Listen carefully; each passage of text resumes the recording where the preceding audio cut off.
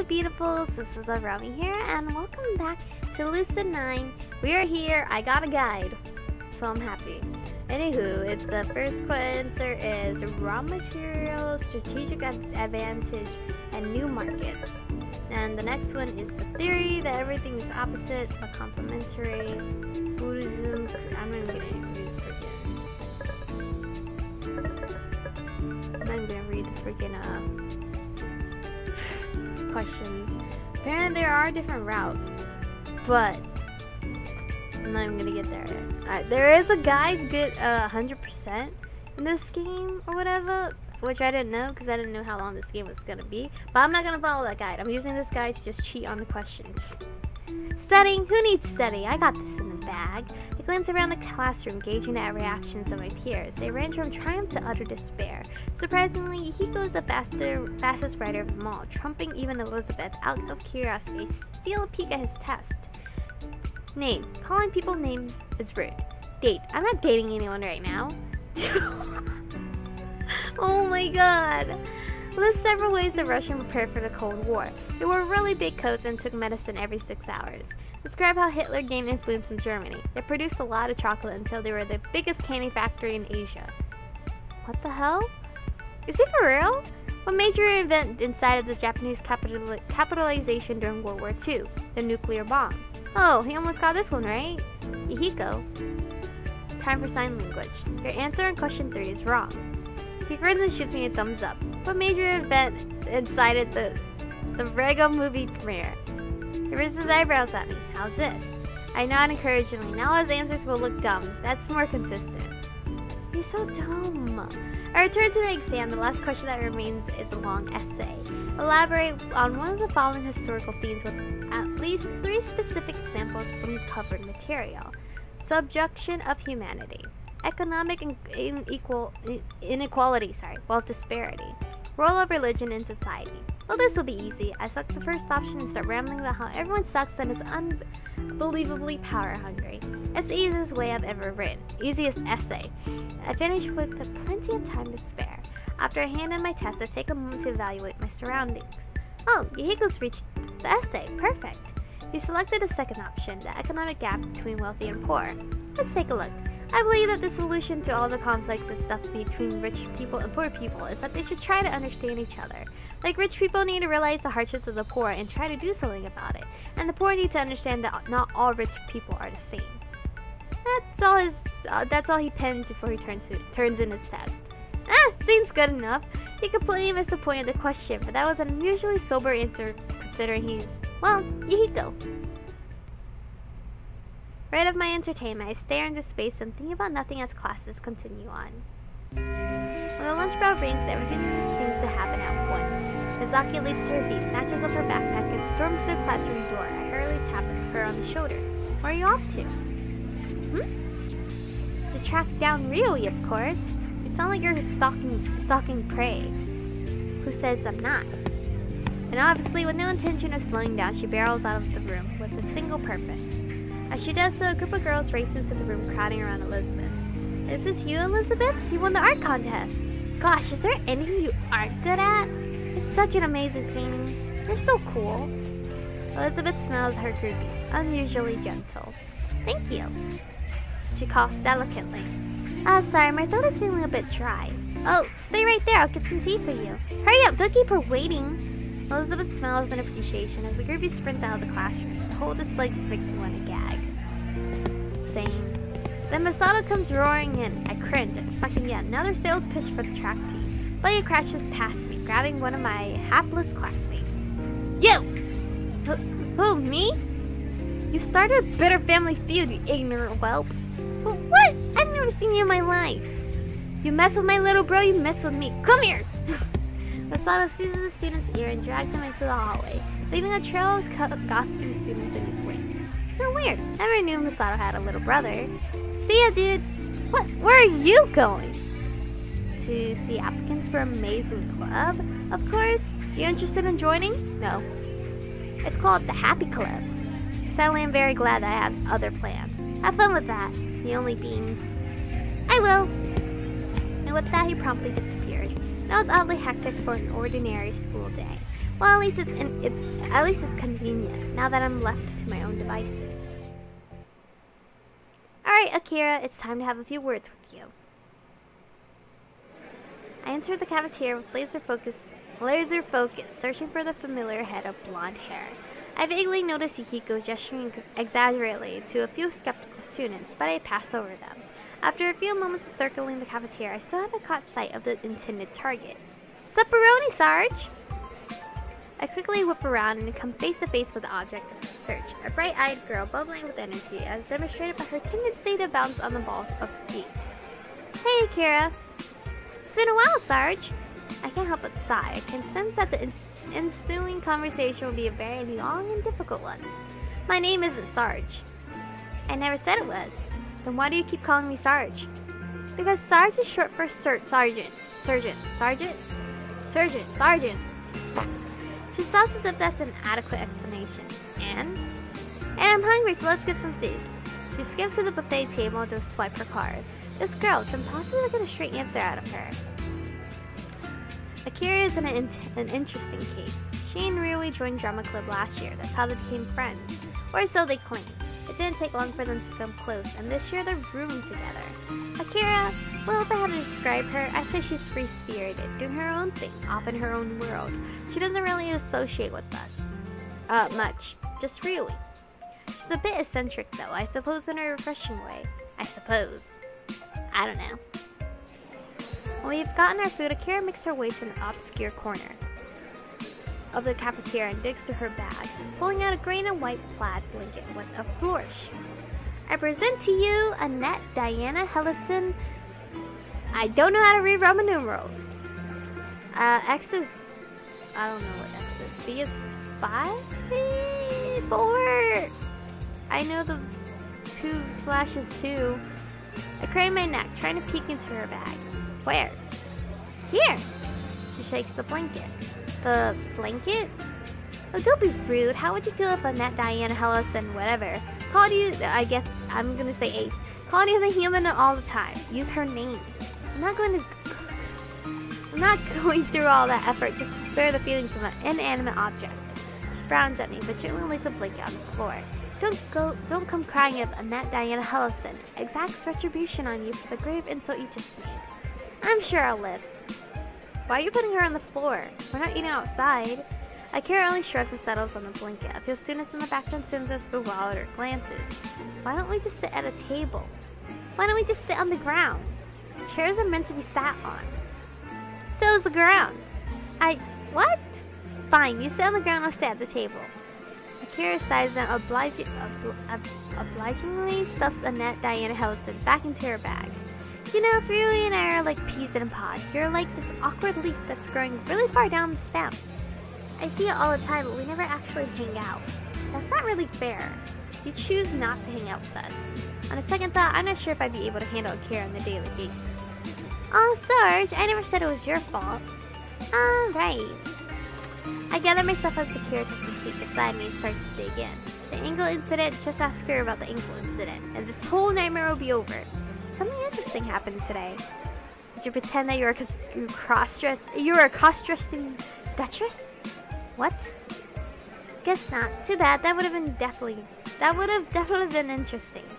Most brains have interconnected neurons, but I'm beginning to think that Akira's brain is structured up without rhyme or reason.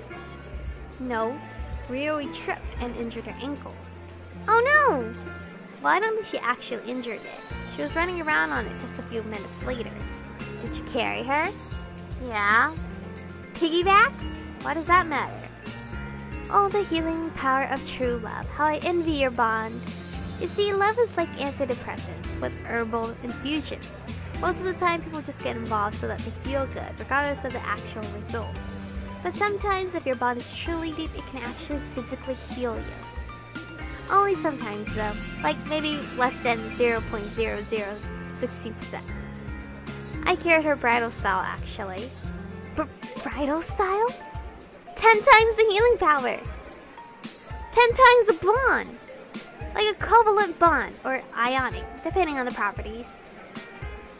Her way of thinking is impressive, honestly. I don't even know how she makes these associations. Look, Akira, can you just give me a straight answer?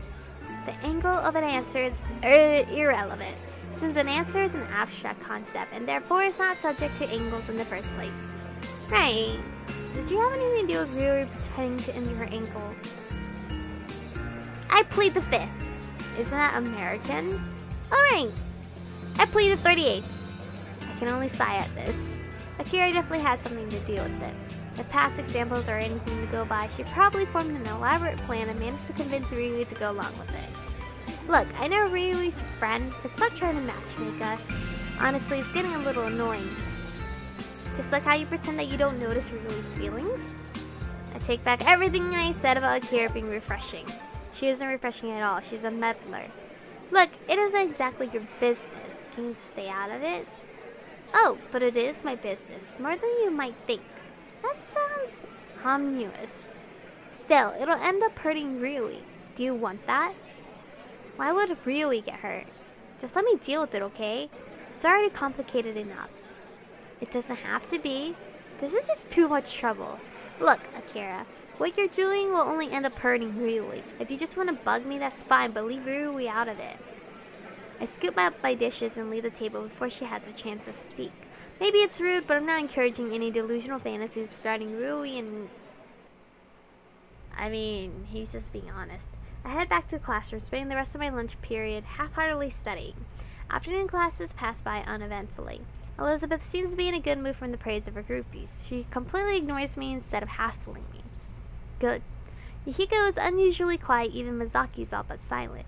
From her clouded expression, I guess that her discussion with Ryui didn't go too well. When the bell rings, I'm almost unsettled at how quiet the day was. The lull of the afternoon seems to settle in every crevice of the classroom, bringing a haze of sleep with it. The teacher's voice slips into an indiscernible drone as every student struggles to keep their eyes open for a few remaining minutes of school. Understood? Alright, homeroom dismissed. Immediately, everyone bolts to their feet, chatting amiably as they make their way out of the classroom. Only the 4th day of school, and we're already sick of it. I guess that's 3rd year for you. Oh my god, it's only the 4th day? Feels like forever. Oh. Arya's laying down so cutely. Oh hey Mizaki, did you see the new episode of Governor Mecha yesterday? Why of course, I tuned into the live stream the moment it opened. I'm assuming if I wanted to watch Governor Mecha constantly, I would end up in her route. I don't care though. We're here for Ryui. Oh wow, it's the unexpected BFFs. So, what do you think? Well, when I saw that President J Graves spontaneously... Wait, sorry, no spoilers! You know, since Yama might not have seen it yet. Alright, how exceedingly generous of him. I thought it was entertaining as well. Or as always. It was the best episode so far, wasn't it? It definitely was. Well, no offense, but I don't think the bar is set very high. What's this, man? Did you get a real girlfriend? A wild Masato appears. Masato, my man, how was your vengeance? Wait, what? Some punk paid a group of boys to bully Masato's little brother because he hates Masato. But I bet that Masa gave him a taste of his own medicine. Hell yeah, it did. You pick a fight with one Kurogane, you pick a fight with all of them. Wait, won't you get in trouble for hitting him? He'll definitely tattle on you. Hit him? Nah, man, I locked him in a room and taught him the cluster decomposition theorem. Made him write a paper on it in one sitting. What? That sounds horrible. Somehow that sounds a lot more horrifying than just getting beat up. Hi, I don't think we've met. Who are you? I transferred here yesterday. Mizaki Kazihaya. At your service? She's super cool. She watches Government and she's a model. Huh, that's cool. My name's Masato Kurogane. I'm on the track team. He stops there. We wait for a moment, expecting a more elaborate introduction. Ah, and? And what? That's all that matters, ain't it? Not the fact that he's the president of the honors club or one of the top students in the school or a 3rd year. I take it you enjoy track then. Hell yeah! Track is like water. Without it, you die. Track is like air. Without it, you die. Track is like fried chicken. Without it, you die, obviously. That's some dedication. Yep, and I'm staying this way, or my name's Yama Ishimoto. That was uncalled for. That was very funny. Well, as long as you keep at it, I'm sure you can accomplish anything. Says every cliche movie ever. They ignore me and firmly shake hands. Looks like she's becoming friends with everyone. Everyone except Ryui, ironically enough. So, how do you all know each other? She, Yama, and Ryui are good childhood friends, actually. Whoa, real? Why ain't Ryui here then? An awkward silence falls between Mizaki and I, with a hapless Hiko in the middle. Huh, now that you mention it, she should be here by now. You don't think she got called for cleanup duty, did you? We don't have cleanup duty, Hiko. The school pays for janitors. Oh, that would explain a lot. How many years has he been at the school again? Hold on, someone give me a straight answer. Where's Ryui? Misaki clears her throat and steels herself. We're not on the best of terms at the moment, but I'm working to resolve the issues as soon as possible. You sound like you're debugging some code, Miki. But it's true, we're not getting along particularly well. Masato inches away from her, suddenly cautious. Huh, I see. See what? You guys were just getting along. Masato turns to Miki with a grave expression. I don't know, man. Something about you seems sus. That's kind of harsh, but at least you told her up front. What? I should have seen it earlier, but yeah, you're too nice. Don't you work in the modeling industry? Are you supposed to be cutthroat and all that? It's not like I'm some kind of dastardly mastermind. And what's the deal with you and Ryui? I'd like to know myself. She's the one ignoring me. They both stare at each other down. None of us budge. Oh hell, I don't know. I'm going to track. He's not dealing with this girl drama. He strides out of the classroom without any farewells or apologies. That was strange. Sorry about that, Mizaki. Masa's not usually like that. Maybe he ate something funny? I doubt it. Well, this just got awkward. First Ryui, now Masato's pushing Miki out onto the code. Usually they're the warmest and most inclusive people I know. But this time... I mean, I understand because Masato knows Ryui more. So if he trusts Ryui, and if Ryui doesn't trust Miki here, he's gonna be like, no, Ryui has a reason, and I'm not trusting this girl either. Something saving. Anything. Huh? That was convenient. Is it the girl? What is my wallpaper? Yama Ishimoto. 3 messages. Divine Master. I already have an icon of her. Okay. Cafe de la Pax. Paul? Or Pax. It's part of Paul. 5 p.m. Do not dare be late or I shall dock your pay. Also, I insist you share your location with me. I'll go ahead and assume that this is from Shigiri. Wait, isn't this on a volunteer basis? What kind of pay am I getting? And the final message. Wait a minute. Does your phone even support location sharing? The answer is immediate. Yes. But it's so old. Some implements improve with age, Ishiyama, unlike your brain I predict. Why am I working for this woman again? Whatever, I'm actually feel buns to share my location with her. It's not like she'll break into my house and steal my stuff. Right? So she's a detective in official capacity. She's getting in a lot of trouble. Wait, why am I legitimately entertaining this idea? Ugh, this woman terrifies me. Dude, why are you smiling? Huh? Smiling. Grinning as a matter of fact. Grimacing, not grinning. There's a difference. A big difference. Sorry, but something came up. Turns out I have to go. Well, that's fine. I have my club to see to. Oh, you have a club? Yeah, I just started. You want to join? It's called the Happy Club. Oh, sorry, but my work schedule limits my abilities to participate in clubs. Oh, well, that makes sense. Wow, smooth. She should go into politics. Who in their right mind would actually want to join a group called the Happy Club? Then, ladies and gentlemen, I shall be off. See ya! Bye, Hiko. You too, Mizaki. Have a good rest of the day, Yama. And with that, we managed to barely salvage the awkward atmosphere as we go our separate ways. I pull up to this Cafe de la Paix on my phone and find that it's on the same street as GFC. Well, that makes this an easy walk, unless of course she's referring to the other Cafe de la Paix, which is on the faraway border of District 8. Might as well try the closest one first. Shigiri doesn't seem like the type to go out of her way just to make me miserable, or rather she doesn't seem like the type to inconvenience herself. There are cliques of academy students throughout the streets, girls immersed in superficial gossip and guys exchanging ridiculous stares. I pass by a handful of police officers on the way. They nod courteously, but there's a shadow to their evaluating gazes. I keep my stride long and my steps quick as I round the corner to the denoted rendezvous point. I feel like I'm singing these words out. When I first seen the police, I had to double check my phone to make sure I didn't take a wrong turn somewhere.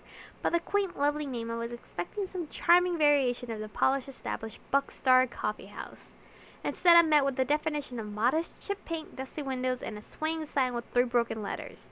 Maybe this is Shigeru's way of extracting vengeance? I took a deep breath before I entered the cafe. But this is where we are going to stop for today. I hope you guys have enjoyed today's episode. Stay beautiful. Mysteries coming soon. I have a hunch. I have a hunch it's coming soon. But anyway, thank you guys for watching. Stay beautiful, and I'll see you guys in the next